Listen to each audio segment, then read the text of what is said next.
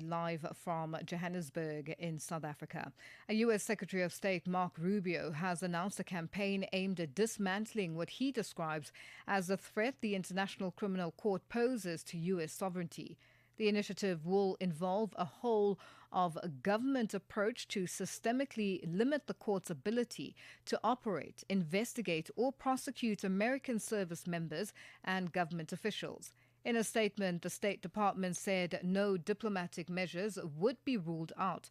Our proposed actions include revoking visas and imposing travel bans on ICC personnel, expanding sanctions against the court and affiliated organizations, and implementing a range of additional measures intended to curb the International Criminal Court's activities.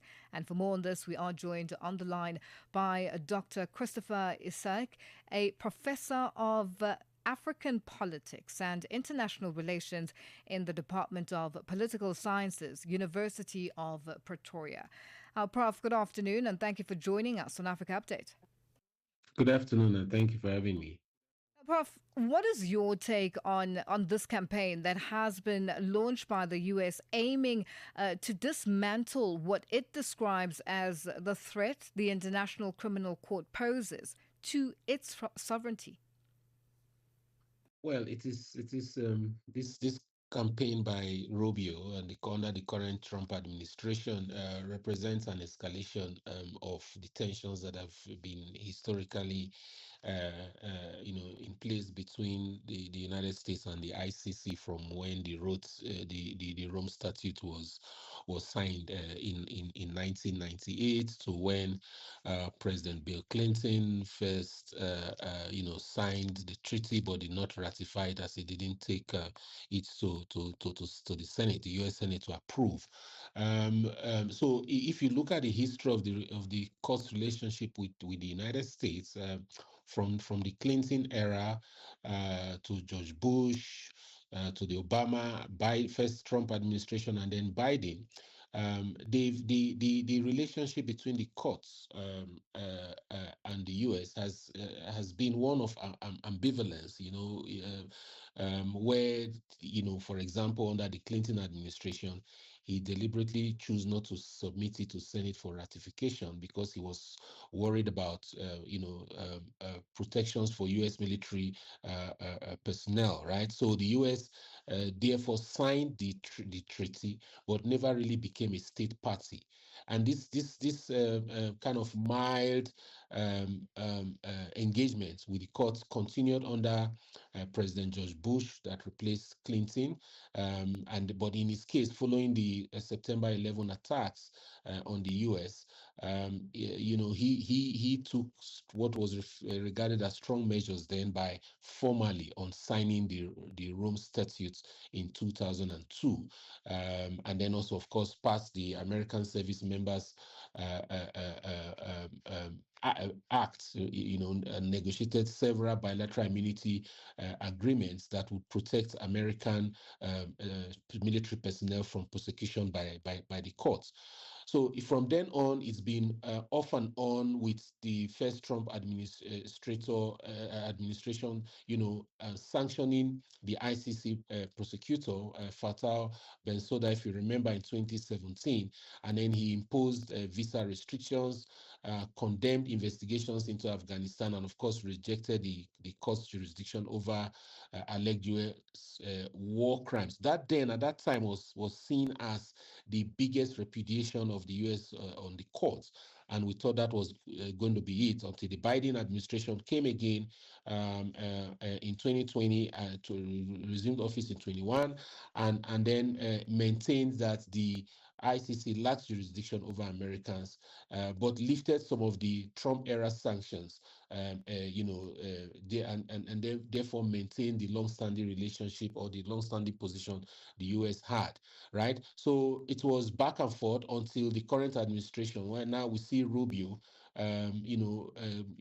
escalating things further, making the relationship even worse, because now he's not only saying that the court lacks jurisdiction over the U.S. And what it does with its military personnel, as other administrations have done. He's now actively, diplomatically trying to isolate the ICC by encouraging other states to withdraw from the Rome Statute, actively campaigning for a reduction of the financial support that the courts get, and imposing even further sanctions in ways that weaken the courts institutionally. So this is really a big challenge on not just the court, but on the rules-based international order, which of course we know has been under attack from the current Trump administration since 2025.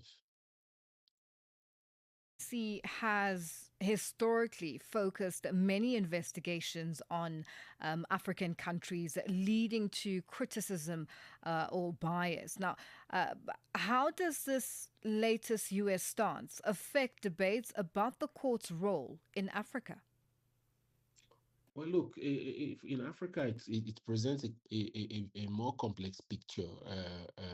One, in terms of whether they would even support this kind of move because of our, differentiated responses or views about the court.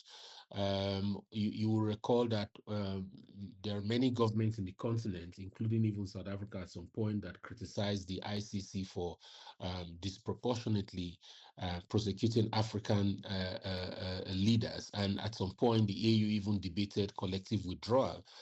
However, many African states, remain ICC members and increasingly support international accountability mechanisms, which is good for the continent. So I feel that Rubio's campaign may receive some support from Africa, but not all countries in the continent would support that. In fact, I believe that many African governments may resist appearing to undermine international justice simply because Washington opposes it. But I believe also that it is in our interest as the countries in Africa for us to continue to support a rules-based international system, like we saw Canada calling for and asking middle powers like South Africa, for example, to support, because we do not have the necessary military hard power, to compete with countries like the United States and other superpowers like China and Russia. Our best bet is to continue to advocate and use our soft power resources, and that would only make more sense in a rules-based international system where every nation is treated equally. And the only way we can push for that is to ensure that we keep, institutions that call for accountability, such as the ICC. Prof, thank you so much for joining us on Africa Update. We'll leave it there for today. Thank you. Professor Dr. You're Christopher welcome. Isike, a professor of African politics and international relations in the Department of Political Sciences at the University of Pretoria, joining us on the line. It is 18 after 12 Central African Time. Rise and shine with